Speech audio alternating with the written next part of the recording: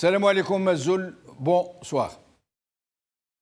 Un téléspectateur assidu du Top 3 m'a écrit pour me dire si nous ne pouvions pas trouver d'autres sujets, sociétaux surtout, qui traitent de ces problèmes quotidiens, atroces, inimaginables pour qui ne les a pas vécus, que rencontrent des millions de gens et des problèmes qui leur empoisonnent la vie et qui ont transformé leur pays en enfer.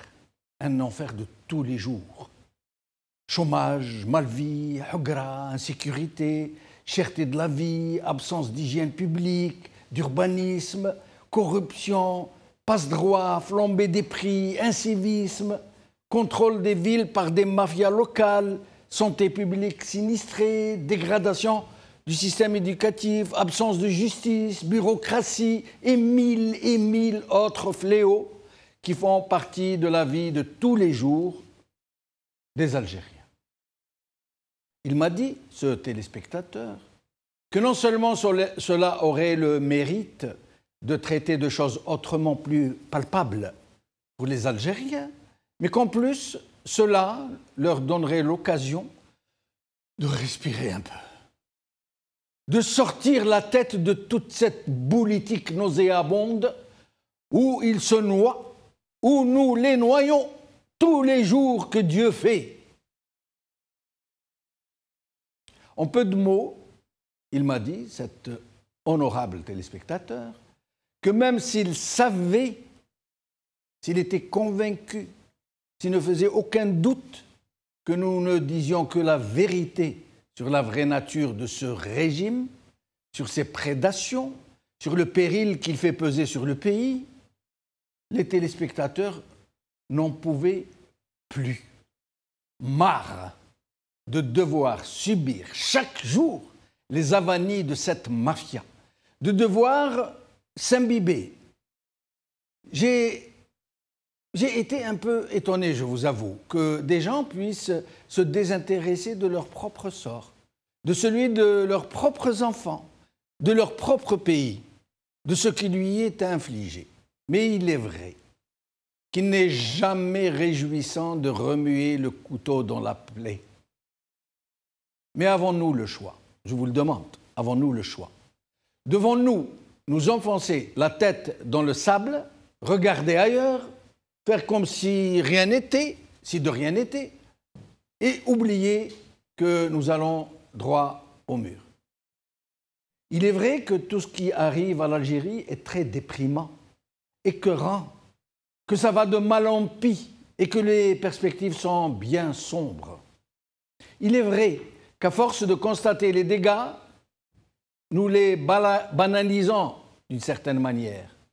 Nous participons à les stériliser, puisque trop de scandales tuent la curiosité du scandale. Mais n'est-il pas indiqué de crier au feu pour alerter les riverains et les faire participer à la lutte contre le sinistre? À moins d'opter pour l'option inverse, endormir les gens, les calfeutrer dans de l'ouate et leur chanter une berceuse pendant que leur maison se consume autour d'eux. Une proposition que je vais m'empresser à faire à la direction d'Al-Magharibiya: Zorna, Flonflon, Ars Baggar, Cirque Ammar et Carnaval في دشرة واللي فيها الخير ربي يجيها وكيما جات تجي. Aujourd'hui. Liberté.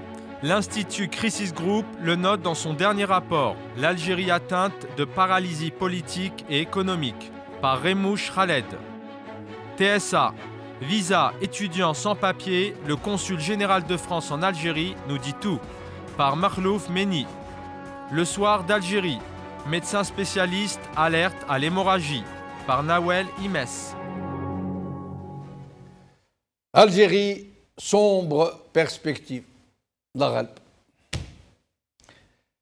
Avec nous pour en parler Mehdi Bsikri qui va me rejoindre dans un petit moment, Samir Ougergouz qui est avec nous au téléphone, Abdelouhab Zatri, enseignant à l'université de Constantine qui sera avec nous en Skype depuis Constantine, Yassine Mahibahi, médecin en France, qui est avec nous. Alors, nous allons commencer par Abdelwahab Zaatri, qui est avec nous donc par Skype depuis Constantine. Abdelwahab Zaatri, merci d'être avec nous. C'est moi qui vous remercie. Alors, Abdelwahab Zaatri, j'ai commencé cette émission par un petit édito sur le ras-le-bol des gens, même s'ils savent que c'est vrai, ils en ont marre d'entendre parler de tous ces problèmes. Il y en a tellement que ça a fini par émousser leur intérêt et à les écœurer, tout simplement. Comment faire, Abdelwahab Zaatri, pour pouvoir continuer à informer les Algériens sans les dégoûter? Il faut... c'est vrai, il y a une forme de saturation. Les gens voient les difficultés, voient les problèmes, ils les situent véritablement, mais le système politique, il a fait en sorte de faire perdre confiance à quiconque lutte contre lui. C'est la raison pour laquelle les gens semblent être démissionnaires, parce qu'ils croient qu'ils ne peuvent pas changer la nature du système, quoi qu'ils fassent. C'est une des techniques du pouvoir d'arriver à les fatiguer. Regardez, nos journalistes sont en prison parce qu'ils dénoncent un tant soit peu des anomalies. Des généraux sont en prison. Tout le monde est suspect. Tout le monde peut être mis à l'écart dans les entreprises. Si vous faites la moindre remarque, vous pouvez être écarté, isolé. Vos intérêts peuvent être touchés. Donc, les gens sont fatigués. Ils ne savent plus à quel sein se vouer. Ils ont critiqué. Et ils ne voient pas les résultats. C'est une attitude tout à fait naturelle, somme toute. C'est une attitude de désarroi. Que faut-il faire? C'est pourquoi aujourd'hui, toute la résistance, on ne peut même pas parler, quand on parle d'opposition, on n'a même pas d'opposition parce qu'elle est brisée à tous les niveaux. Et ce qui subsiste, c'est une forme de résistance, et elle est surtout passive par crainte. Vous avez vu, chaque fois que les gens sortent dans la rue, c'est la prison, c'est les coups, c'est le bâton. Ça a été le cas aujourd'hui pour une manifestation à Abjaya, la marche des libertés. Les gens qui sont allés à Abjaya ont été appréhendés dès leur arrivée à Abjaya, et même avant parfois, pour être entendus par la police. Mais finalement, même sans ça, il n'y a pas eu foule. Les gens ne se sont pas vraiment mobilisés autour de cette marche. Le régime a eu peur, il a donc essayé de dissuader les gens d'y aller, mais même sans ça, les gens n'y sont pas allés, alors que tout le monde sympathise avec les gens qui sont en prison et tout. Oui, c'est évident, c'est la peur, c'est la terreur. Ce régime a instauré un système de terreur qui est le même que celui de l'époque de 62 jusqu'ici. Celui qui parle, qui fait la moindre critique, il peut être isolé. Et s'il travaille dans une entreprise, pas mal de primes vont sauter, il va être mis à l'écart, il risque même d'être mis à la porte. Donc les gens, ils sont touchés dans leur propre vie, dans leur propre sécurité. C'est bien naturel, moi je comprends très bien, et je n'en veux pas aux Algériens de leur dire, allez, vous avez vu Barkchouf, même en France, il a essayé de s'attaquer à leur intérêt, on a failli le tuer. On l'a massacré, littéralement. Mais je vais vous raconter quelque chose. Je vais vous raconter quelque chose et on va passer au sujet d'aujourd'hui. Quelqu'un avec qui je parlais de ce sujet m'a dit, pourquoi tu veux que les gens ne craignent pas ce régime? Ce régime ne connaît pas la loi puisque lui-même ne respecte pas ses propres lois. Regarde comment ils ont débouté le président de l'APN, comment ils ont débarqué le secrétaire général du FLN, comment ils ont installé Boucherb de façon illégale. Il m'a dit même leur propre constitution, pas seulement leur loi, même leur constitution, ils la violent. Donc pour nous, pauvres misérables, tu parles.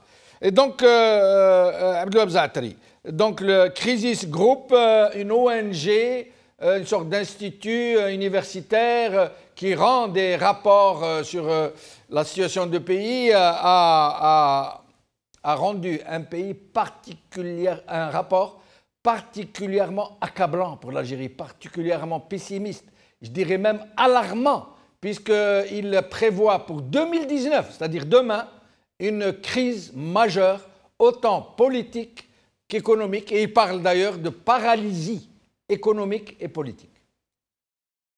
Oui, cela est évident. L'International Crisis Group, il a un bureau, donc son bureau est à Bruxelles. Et les personnes qui y travaillent sont des économistes, des technologues, des polytechniciens qui sont en rapport avec des instituts, des universités, des centres de recherche. Et ces gens-là travaillent en général pour le compte de ceux qui le financent, c'est-à-dire la Banque mondiale. Il y a même des personnalités comme Soros, le fameux Soros, le milliardaire et tout ça. Et ils sont chargés d'étudier des dossiers des pays pratiquement en voie de développement, en état de crise. Et ce bureau a commencé en 1995. J'étais à l'époque en Europe quand ce groupe-là est né. Et j'ai connu des personnalités qui ont travaillé pour lui. On les a envoyés comme experts pour le Burundi et le Rwanda lorsqu'il y avait des crises. Et le but de ce groupe, c'était de prévenir des crises très graves dans les pays pauvres ou là, les pays en crise, comme, surtout les pays en voie de développement. Donc, voilà, c'est pour définir un peu ce système. Ce système, bien sûr, il est un peu biaisé parce qu'il est influencé par le libéralisme. Ce sont la Banque mondiale, le FMI, Soros, on sait quelle est leur tendance. Donc, il faut prendre un peu, faire attention parce que ce qu'ils veulent, c'est le libéralisme pour tout le monde, pour faire prévaloir leur idéologie ou leurs idées. Maintenant, en ce qui concerne le rapport avec l'Algérie, c'est très clair que l'Algérie est dans une crise très très grave et que dans 2 ou 3 années, et que la crise, elle est déjà installée. Les personnes de l'International Crisis Group, ils regardent les données macroéconomiques, ils voient un peu dans l'ensemble, disons, le budget de l'État, le chômage, l'inflation et tout, mais ils ne voient pas le détail. Nous voyons le détail ici. La crise est là, elle est déjà là, elle est très grave.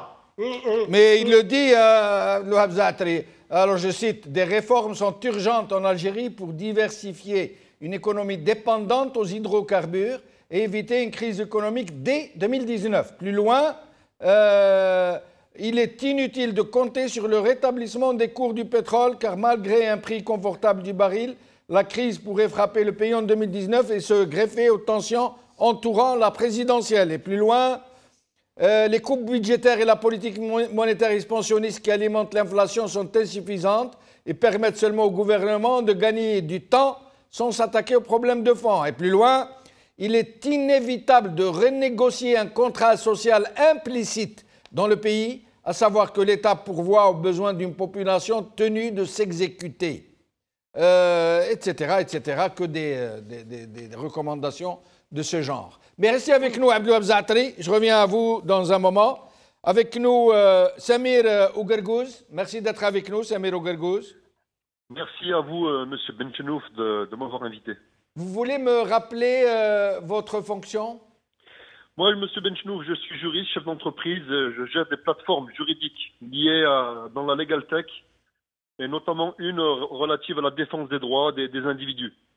Très bien, merci beaucoup. Ça vient de s'afficher sur l'écran de toutes les façons. Alors, Samir Ougargouz, le consul de France à Alger a donné une interview au journal en ligne TSA où il parle longuement de visa. Il nous apprend des choses, hein. Par exemple qu'il y a 30 000 étudiants algériens en France, la deuxième communauté après celle du Maroc, qui représente à elle seule 10% de l'ensemble des étudiants, mais pas seulement. Il nous parle aussi de la restriction de certains visas à partir de cette année. Alors, c'est quelque chose qu'on a appris, c'est que il y a eu 410 000, la délivrance de 410 000 visas en 2017, et il avertit qu'en 2018, ce sera moins, très certainement. Il parle de choses et d'autres. D'abord, vous, votre lecture en tant que spécialiste de la question, qu'est-ce que vous pourriez nous dire sur cette interview? Moi, personnellement, ma lecture est la suivante. J'accorde l'entière paternité des propos tenus par le consul de France à Alger. Il est dans son rôle, il a raison, il défend les intérêts de sa patrie, la France. La lecture que j'en fais, moi, c'est une déferlante sans précédent des Algériens qui viennent s'installer en France, que ce soit pour de nature pour les étudiants, pour des soins ou pour des investissements. Chaque personne maintenant qui a 1 euro en Algérie où 1 euro est tenté de le faire traverser la Méditerranée pour qu'il puisse l'investir dans un lieu sûr. On l'a bien vu notamment avec Rabrab qui est venu en France. Ça lui a coûté cher de serrer la main à Macron. Ça lui a coûté 250 milliards de centimes algériens et des usines bloquées de la part des douanes algériennes. Donc moi, la lecture que j'en fais, c'est qu'il est tout à fait dans son rôle. Néanmoins, tous les jours, nous, on a des refus de visa. On a des citoyens algériens qui nous contactent de part et d'autre pour des refus de visa. Car l'octroi de visa pour les Algériens ont été... On ne vous entend pas très bien. Vous avez dû vous éloigner de téléphone, je crois, non? Non. Voilà, c'est mieux. C'est mieux. Donc, c'est ce qu'on remarque. Donc, actuellement, c'est la restriction donc, des visas octroyés aux ressortissants algériens. Mais le consul est en train de dire que ces restrictions ne sont pas dues à une quelconque dégradation des relations algéro-françaises, mais à des considérations Schengen. Ça veut dire qu'ils concernent toute l'Europe. Ça veut dire que ce sont des conditions qui sont imposées à tous les membres, pas seulement entre la France et l'Algérie. La lecture qui est la mienne, M. Benchenouf, est la suivante. L'Algérie est actuellement dans une couscoussière, c'est l'ébullition. Donc la France veut peser de tous ses moyens dans la désignation du futur candidat, dont les États-Unis également auront leur mot à dire pour le poulain à la future élection présidentielle en Algérie. Et la manière dont a été reçu Rabrab, c'est un clin d'œil à tous ces investisseurs, à tous ces gens qui viennent faire fructifier leur argent en France, sans qu'il y ait de production et de valeur ajoutée pour les Français, c'est de leur dire venez, business as usual, on a besoin, on va vous donner des visas, mais nous on veut du business. Mais justement, Jamel Ougergouz, le consul a fait usage d'une formule pour le moins curieuse. Il a parlé de gens qui font la relation bilatérale. La relation bilatérale. Et alors, je poursuis, je vous laisse la parole après. Il a évoqué donc l'inauguration, en l'occurrence, en parlant de ces gens qui font la relation bilatérale. Il a parlé donc de l'usine de Rabrab qui a été inaugurée par Macron. Et il parle de fluidifier la circulation des personnes qui font les relations bilatérales. Et il précise les hommes d'affaires, les universitaires, les journalistes, les chercheurs, les sportifs. Est-ce à dire que le reste des demandeurs sont appelés à se faire plus discrets et moins demandeurs? Le reste des demandeurs, M. Benchenouf, la France n'en veut pas. Elle a ouvert ses frontières à l'ouest. Elle veut des personnes qui sont de couleur bien blanche, de tradition chrétienne. Et ils ont assez à faire avec les Roumains, les Hongrois qui sont de tradition judéo-hellénistique ou de tradition chrétienne. Les Algériens, on n'en veut pas. On ne veut pas d'Africains. Donc on relève bien aujourd'hui dans les journaux les droits d'inscription universitaire qui ont été multipliés par 16. Les droits universitaires pour les étudiants extra-européens, ça ne visait pas les Américains, vous l'aurez compris. Par combien vous avez dit? Par 16. Par 16, M. Benchenouf. Ça veut dire quel était le montant et qu'est-ce qu'il est devenu? Le montant était de l'ordre de 200 et quelques euros. Ça dépend pour les licences ou les masters. Oui. Et ces montants sont passés. J'ai les montants sous les yeux. Je peux vous les indiquer. Allez-y. Attendez, je vais vous les indiquer. Donc, les montants sont passés de... Les montants sont passés... J'ai rédigé un article pour le matin. Écoutez, je vais vous laisser les chercher tranquillement parce que c'est très, très intéressant. Je reviens à vous dans une minute. Entendu. Yassine Mahibahi, vous êtes spécialiste, médecin spécialiste. Vous êtes en France, dans une unité hospitalière en France, dans le Nord. Et donc, qu'est-ce que vous pourriez nous dire au sujet de cet article du soir qui parle des médecins spécialistes et qui titre « L'hémorragie ». Oui, bonsoir Jamel. Et bonsoir Yassine et merci d'être avec nous. Merci à vous. Je voudrais d'abord rendre un hommage et saluer tous les journalistes en Algérie qui sont emprisonnés. Et vraiment, on espère que ces journalistes seront libérés. Et on voit très très bien dans quel espace la démocratie en Algérie est en train de dégringoler. Par rapport aux médecins algériens, effectivement, vous savez, aujourd'hui, il y a près de 15 000 médecins algériens qui exercent dans les hôpitaux en France et dans tous les statuts. 15 000, hein 15 000 médecins. Oui, les chiffres sont presque de 15 000 médecins algériens. D'accord.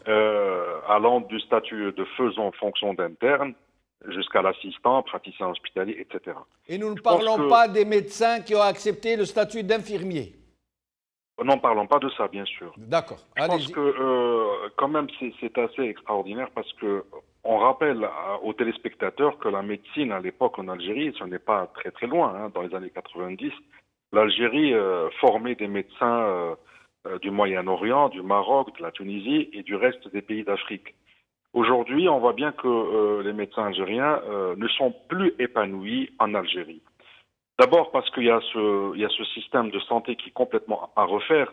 Il faut absolument que les politiques, les pouvoirs publics dans le secteur de la santé et de l'enseignement supérieur entendent ces revendications. Ensuite, nous sommes quand même malheureusement le seul pays au monde dont le régime a tabassé, a réprimé des manifestations pacifiques des médecins. Ces images qui ont fait le tour du monde. Je crois que le médecin, avec son statut, la noblesse de ce métier, en Algérie ne se sont plus épanouis. Un, le volet de la formation universitaire qui laisse à désirer, et deux, avec l'épanouissement social. Ce problème de service civil qu'on a déjà discuté, et puis aussi donc du manque de considération. Le médecin algérien, donc, a trouvé aujourd'hui, je pense que c'est la seule catégorie d'intellectuels, on va dire, ou d'immigrés qui choisissent de partir en France. De l'autre côté de la Méditerranée, vous avez un pays qui est la France, qui est en pénurie de médecins. Il faut savoir une chose. En France, le système de sécurité sociale et de santé met le médecin en avant. C'est-à-dire que c'est le médecin qui a le pouvoir de faire rentrer de l'argent aux hôpitaux. Parce que justement, il y a cette loi de la T2A, donc si vous voulez, ce système sur l'activité hospitalière, c'est le médecin qui a le pouvoir de faire entrer de l'argent, d'hospitaliser. Et donc les hôpitaux marchent qu'avec les médecins. Et alors la situation des médecins algériens qui sont en France et qui y travaillent, est-ce que leur sort est réellement aussi enviable qu'on le dit? Est-ce qu'ils sont bien traités, bien payés, qu'il n'y a pas de discrimination, qu'ils ne sont pas envoyés dans des déserts médicaux, qu'ils ne subissent pas des horaires un peu contraignants? Bien sûr, tous les médecins étrangers, y compris les Algériens, d'abord, il n'y a pas que ça, même les médecins français souffrent de ça. Il y a le burn-out, il y a le syndrome d'épuisement professionnel. Non, ça ne fait rien, mais moi je parle en termes de discrimination. Tant que les pénibilités sont partagées, il n'y a aucun souci. Mais est-ce que les médecins algériens, marocains et autres ne subissent pas une forme de discrimination par rapport à leurs confrères et consoeurs? Dans quel sens vous voulez parler de la discrimination? Par exemple, les affectations, les horaires, les affectations dans des services et pas d'autres. Bien sûr, les affectations, c'est par rapport aux déserts médicaux en France. Bien sûr, le médecin, il se trouve là où il y a des hôpitaux qui sont en besoin. Les médecins, ils sont là-bas, ils travaillent. Au niveau des horaires, je pense que ça, c'est le code de travail en France, c'est pour tout le monde. Il y a cette pénibilité de la fonction. Mais bien sûr, pour les salaires, et vous savez, nous, on connaît pas mal de médecins qui ont des statuts de maître assistant en Algérie. On a connu des professeurs en médecine qui ont accepté de venir en France pour commencer une nouvelle carrière, à savoir interne. Et ça, c'est dramatique quand même. Donc, Yassine Mahibahi, les médecins spécialistes en Algérie dénoncent cette prime qui vient d'être instituée pour certains médecins résidents. Est-ce que vous pourriez nous expliquer en peu de mots de quoi il est question? C'est une prime qui concerne les médecins qui sont en affectation dans le cadre du service civil. Il faut savoir que le médecin spécialiste algérien, il est payé presque 6 millions par mois, 6,5 millions par mois, l'équivalent de 300 €. Alors pour encourager parce qu'il y avait tellement de bruit concernant le service civil, il y a eu des primes, ce qu'on appelle des primes de zone par rapport à des médecins qui sont des primes entre 20 et 60 000 dinars, ça dépend des zones. Mais ce sont des primes qui ne sont pas rattachées plus tard à leur retraite. Et c'est pas que ça finalement, parce que même si vous augmentez, même si vous ajoutez des primes aux médecins spécialistes dans le Grand Sud, et vous ne leur donnez pas les moyens de s'épanouir au niveau de la formation, au niveau social, ça ne sert à rien du tout. C'est pour ça que vous avez des médecins algériens qui partent en France, qui partent en Allemagne, mais en France maintenant, qui partent en France et parce qu'ils veulent s'épanouir. Donc les primes, ça ne change rien du tout.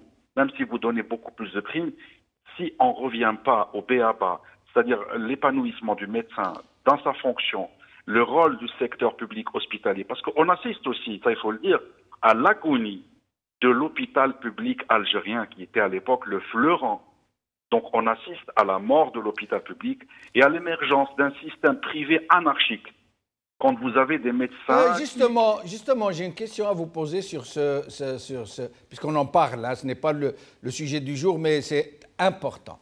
Qu'est-ce que c'est que cette histoire de clinique d'accouchement en Algérie, de maternité, comme on les appelle, où on pratique quasi systématiquement la césarienne pour presque 90% des accouchements, c'est par césarienne. Est-ce que vous pouvez nous expliquer ? C'est un mode de fonctionnement du privé, c'est-à-dire vous avez de l'abattage. Il faut que les cliniques privées fassent rentrer de l'argent. Donc la césarienne coûte, je ne sais pas, moi, 5-6 millions. Il est plus intéressant. Et ça prend moins de temps. Et ça prend moins de temps.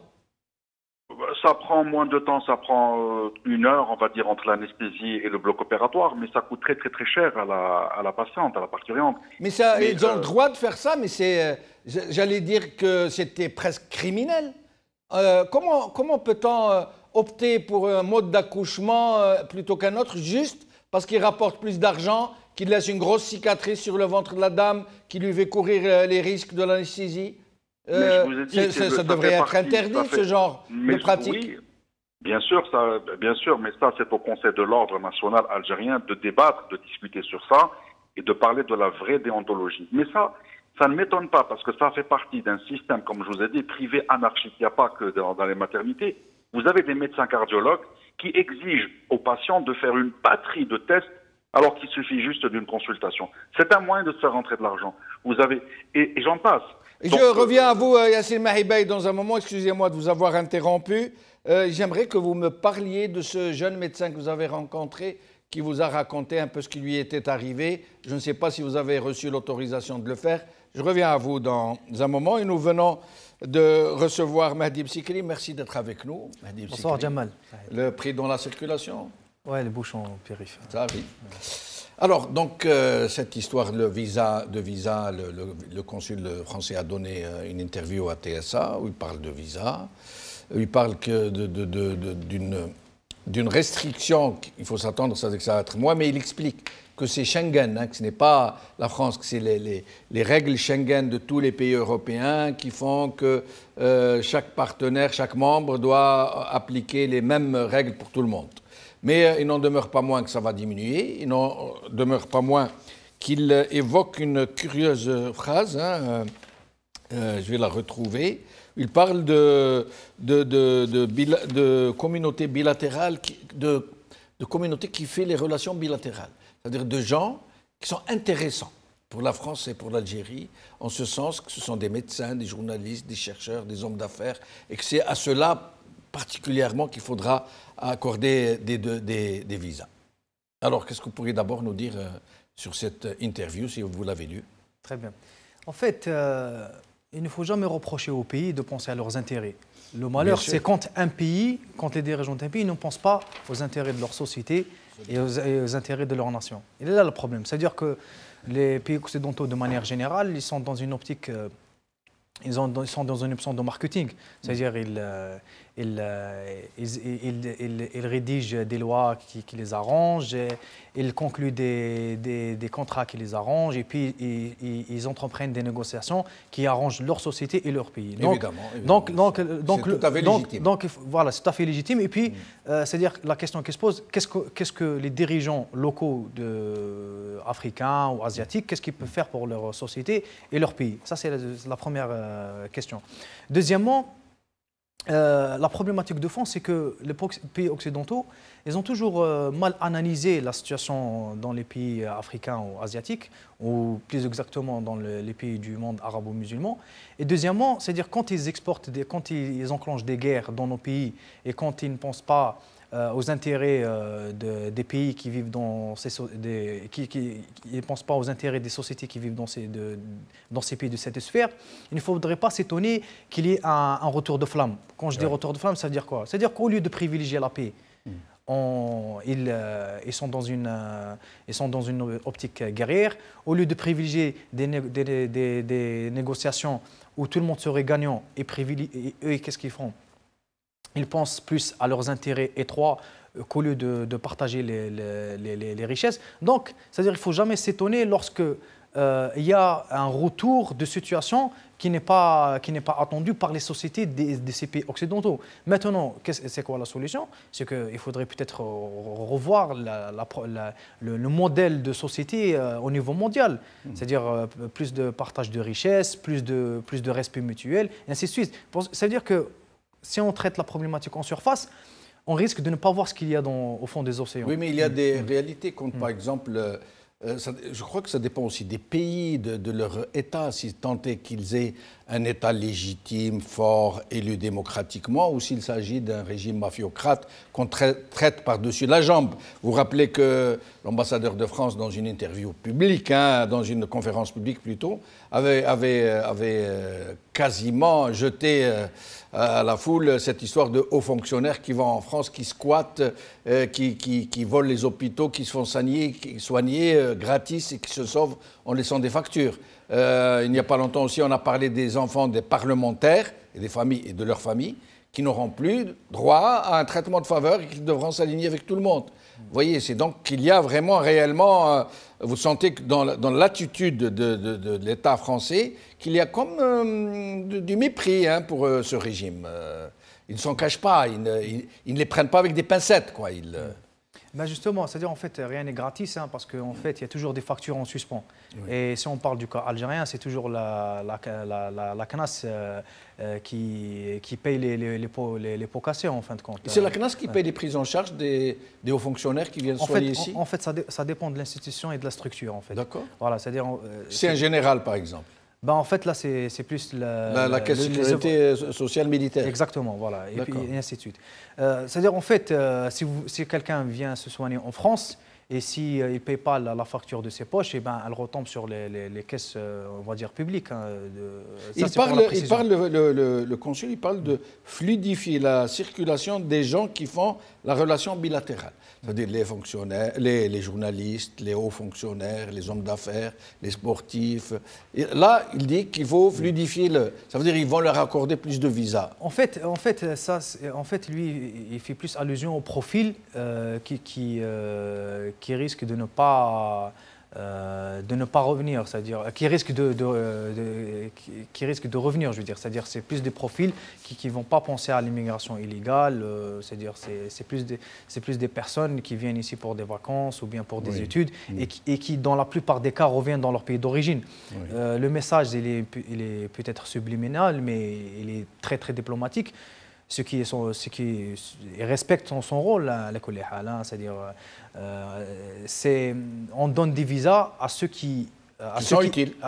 Non, c'est-à-dire à ceux qui retourneront dans leur pays. Dans leur pays, d'abord. Voilà, tout simplement. Qui n'ont pas intérêt à s'installer en France. Voilà. Ou alors, s'ils s'installent en France, c'est qu'ils sont rentables, comme Rabarab, par exemple. Mais c'est ça, c'est ce que je disais tout à l'heure. C'est-à-dire que, en fait, c'est une orientation est-il et valable et rentable pour le pays, tout simplement. C'est normal. En fait, moi je dis toujours que le dysfonctionnement, il est en nous-mêmes, c'est-à-dire il est dans nos pays, il est dans nos sociétés. Oui. Qu'est-ce qu'on peut faire pour améliorer la situation et pour que les États d'en face ne nous prisent pas à travers des déclarations. Et justement, à ce sujet, vous avez lu le rapport du Crisis Group sur l'Algérie ?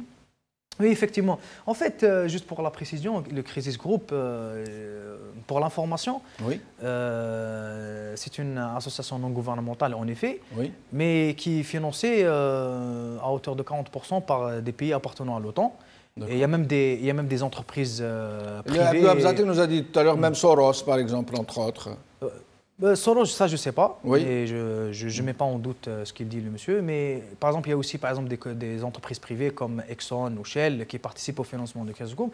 Mais maintenant le contenu de Crisis Group, il faudrait l'analyser de différentes manières. Moi, personnellement, je pense que Crisis Group a été délégué par des États ou par des entreprises pour lancer sur la place publique, pour véhiculer un véritable cri d'alarme. Hein. Un cri d'alarme, mais surtout un message. Il prévoit la crise en 2019. Mais non, c'est surtout un message. 3 mois, mais surtout un message politique avant qu'il soit économique. Oui.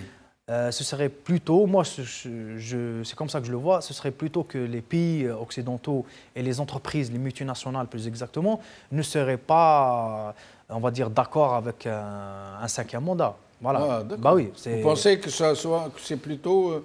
Mais qu'est-ce qui les empêche de dire non au 5e mandat? C'est eux qui décident en fin de compte. Il faut envoyer des ballons sondes à travers des ONG. En fait, ce genre d'analyse, on pourrait les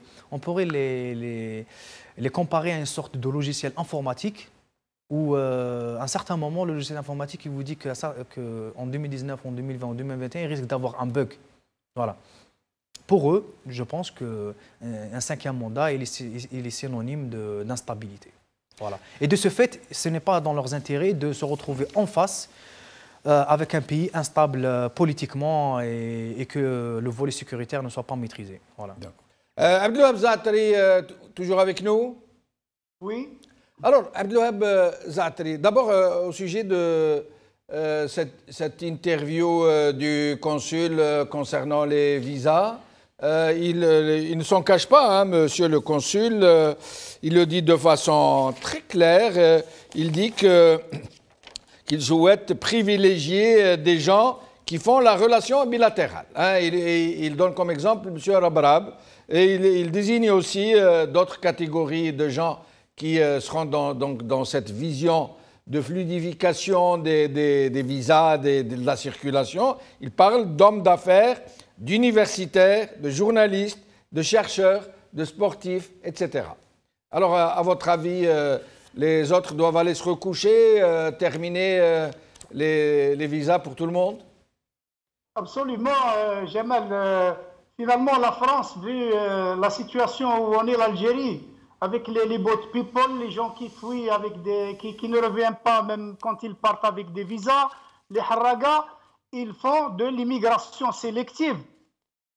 C'est ça finalement, ça se résume à ça. Il y a une forte demande d'aller en France par les Algériens, vu la langue, l'histoire et tout. Eh bien, les Français posent leurs conditions. Ils veulent des gens intéressants, ils veulent des gens qui rehaussent la valeur de la France et pas des gens qui deviennent une charge sociale pour eux ou une charge islamiste ou des problèmes comme ça. Donc, c'est tout à fait naturel et c'est dans leur droit. Il y a un autre point aussi, c'est que les responsables algériens, ils disent tous les jours que l'Algérie va très bien. Ils n'ont jamais dit que nous sommes en crise et que nous sommes en difficulté. Ils disent qu'ils sont mieux qu'en France, on est mieux que la Suède, on est même mieux qu'à New York, selon Haddad, où les gens crèvent sous les ponts de New York. Et même l'ancien ministre de la Santé qui avait dit que nous avions des équipements de santé dans nos hôpitaux que même les États-Unis et les Européens n'ont pas. Effectivement. Donc, ajoutez à cela que nous rejetons les immigrés sans pitié, les immigrés africains qui viennent chez nous, et nous voulons aller chez les autres en tant qu'immigrés. Donc, ça ne passe pas. C'est pourquoi que l'Union européenne, elle est conséquente. Elle a dit, vous vous portez bien, gardez vos citoyens pour vous. Mais le consul est en train de dire, que ce sont des mesures qui ne sont pas France-Algérie, mais Schengen et le reste du monde. Et alors, écoutez bien ce que dit le consul. Ça concerne surtout les gens qui appartiennent à certaines clientèles, hein, les fils de diplomates, les fils de députés, les fils de ministres, les fils de généraux. Regardez ce qu'il dit. C'est vrai qu'il existait en Algérie des situations dérogatoires où certaines catégories de demandeurs présentaient des dossiers dits allégés. Ce n'est plus possible aujourd'hui. Tous les justificatifs doivent être fournis, quelle que soit la qualité du demandeur. Qu'est-ce que vous en pensez, Abdelwahab Zaatari? Oui, c'est ça. On refuse le va-et-vient et l'installation en France de monsieur tout le monde et même de certains privilégiés. Et pourtant, les privilégiés dont il est question, ils ont de l'argent. Mais ceux qui ont de l'argent, ils sont toujours les bienvenus. D'accord. C'est comme tous les gens qui ont vraiment de l'argent, beaucoup d'argent, ils peuvent s'installer en France ou ailleurs. Ça ne pose pas de problème pour eux. Maintenant, peut-être qu'il veut dire les gens qui, sous des privilèges particuliers, ils vont et s'installent là-bas sans apporter des quantités intéressantes ou des investissements intéressants. De toute façon, c'est de l'immigration très sélective même. Et ça a commencé il y a plusieurs années. Quand on parle des médecins, les technologues, il y a plus de technologues peut-être en France actuellement. Je n'ai pas vu un seul laboratoire où il n'y a pas plein de technologues et c'est dans la technologie la plus avancée. La robotique, l'informatique industrielle, l'automatique. Donc on ignore ça parce que les médecins ont une valeur sociale, ils sont d'utilité directe. Les ingénieurs, les technologues ne sont pas d'utilité directe, surtout en Algérie. Personne n'a besoin de technologues en Algérie. On n'a pas d'industrie qui les utilise. Donc, je n'ai pas vu un seul.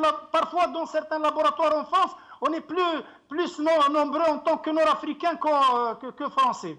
Tellement que la plupart des labos sont pleins de technologues. Et ce sont ceux-là, les fils de l'Algérie, du Maroc, de la Tunisie, qui font actionner en grande partie le développement technologique de la France. Les gens ignorent ce point-là, mais je suis un témoin visuel, on ne m'a pas raconté ça. Donc c'est horrible la perdition. Et puis il y a des centaines d'étudiants chaque année qui font leur demande pour aller étudier en France. La moitié d'entre eux, c'était juste pour s'enfuir et non pas réellement pour étudier parce qu'ils savent qu'ils n'ont pas le niveau. Et ça, ce sont des Français, des directeurs de labo et des chercheurs qui me l'ont dit aussi, je ne l'ai pas inventé.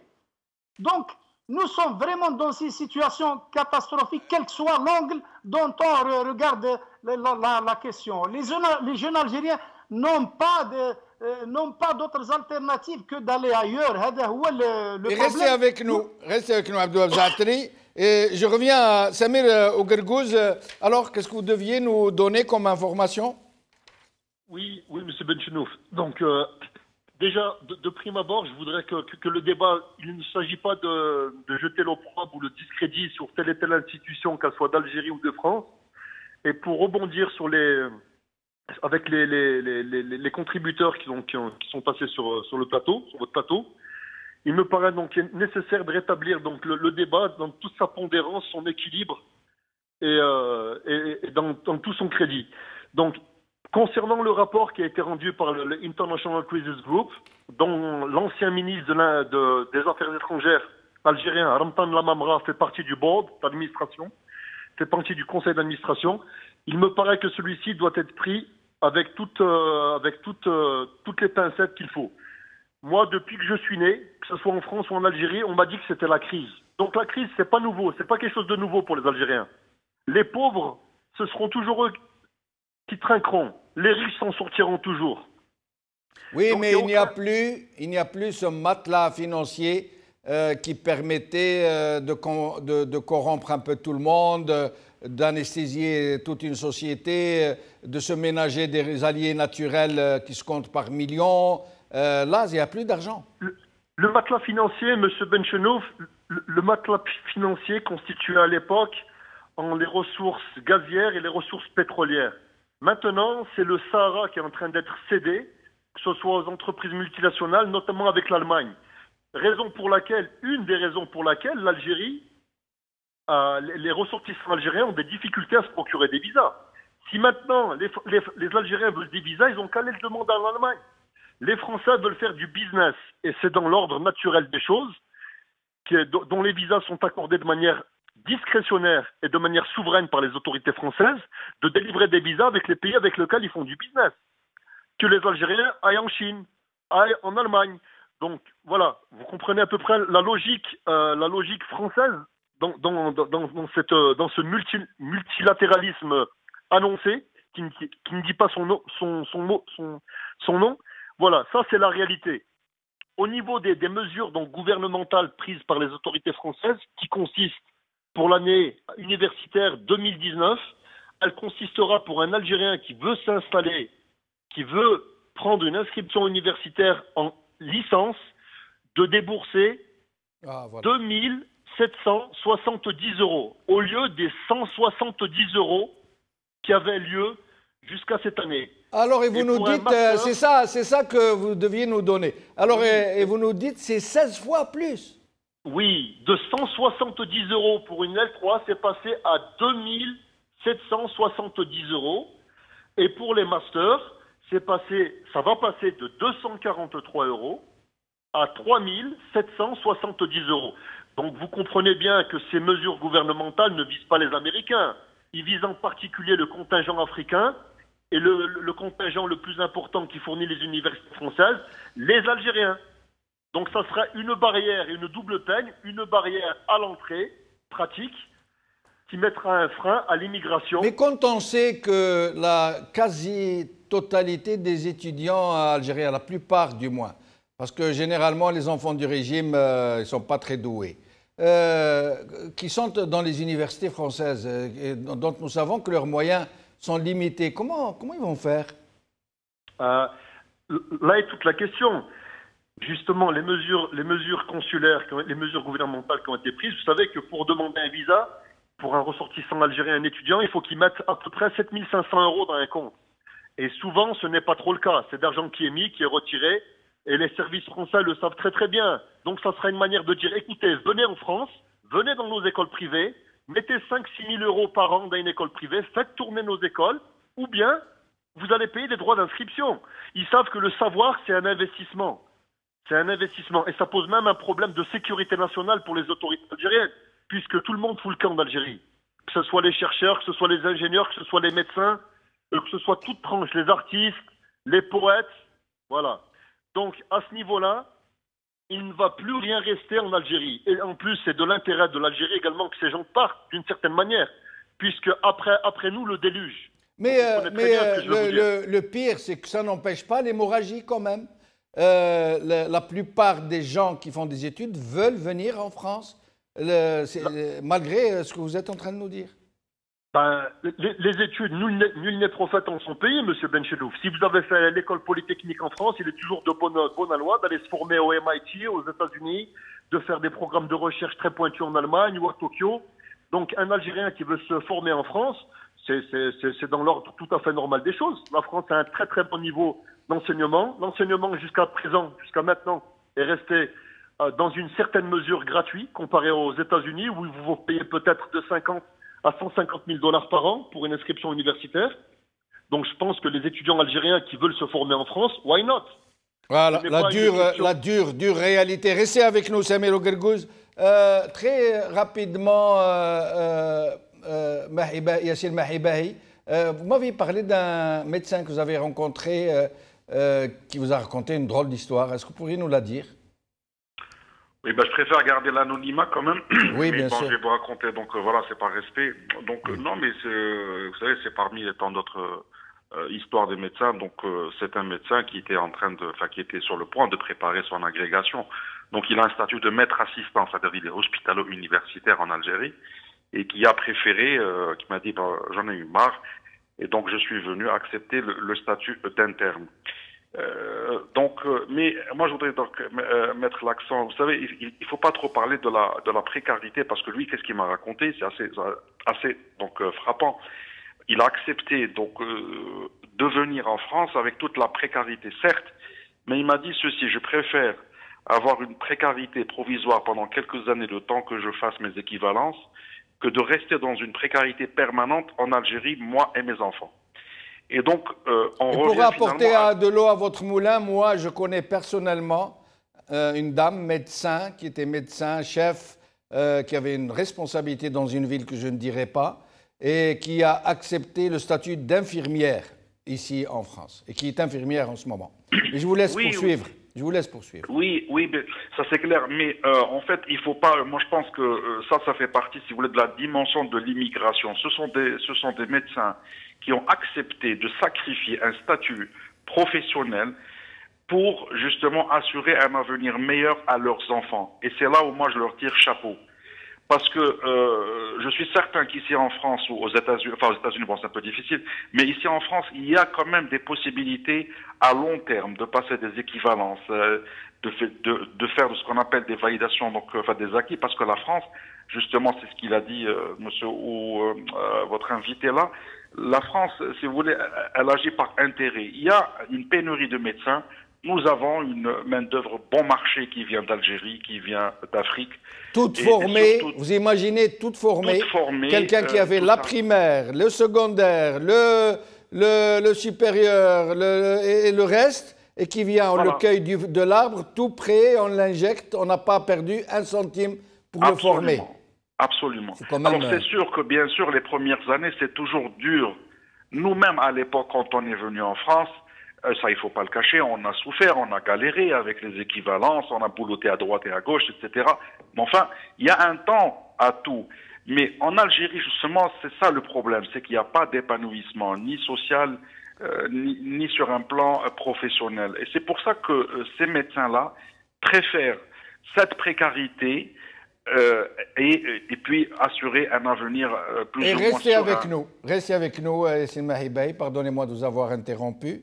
Mehdi Bsikri, cette hémorragie de médecins, c'est quand même beaucoup, 15 000 médecins.